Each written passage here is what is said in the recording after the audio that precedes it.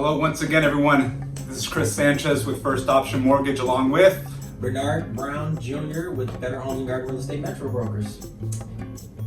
How's it going? It's going great. How are you? I'm doing great. So we're going to talk about the steps to home ownership. Absolutely. So many first-time home buyers aren't aware of all the different steps that are involved. So in this first segment, we're going to talk about the first step. And Bernard, when someone comes to you, how does that look? What do you talk about?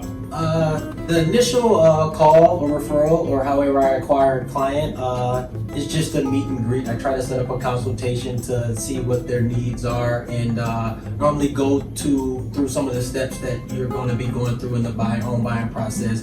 But if they're not pre-qualified or pre-approved, I like to send them to you and get that process and ball on a roll. Sounds great. So, once the clients start talking with me, it's the same thing. We're just getting to know each other, find out, what their goals are. But the main point about getting pre-qualified is we're going to take a look at their credit. So, first step in getting someone's credit pulled, a lot of times people look at it as a bad word. They're afraid, is this going to hurt my credit? Is it going to, affect my points? And the answer is no. We can do a soft pull on someone's credit, which means it's not going to affect the credit, but it's going to give us everything we need. It's going to give us your credit score. It's going to give us what your debts look like, and it gives us a full picture of what we're looking at. Gotcha. Along with checking out your income and putting that all together, we're going to determine what you can get pre-qualified for. Now, people hear that word a lot too. They hear pre-qualification. Correct. They also hear pre-approval. So it's kind of like two different steps. Pre-qualification is basically letting you know, hey, we've looked at all your information. We've kind of figured out what we believe you can qualify for, and put a number out there.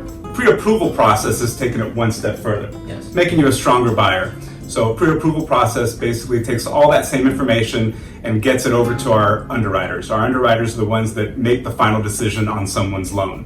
So once the underwriters have had a chance to go through everything in a lot more detail, make sure that all the proper guidelines are covered, they can make an assertion of saying this is pre-approved. Once we get a pre-approval, we can take that to Bernard to use for the negotiation process, which we'll talk about in our next segment.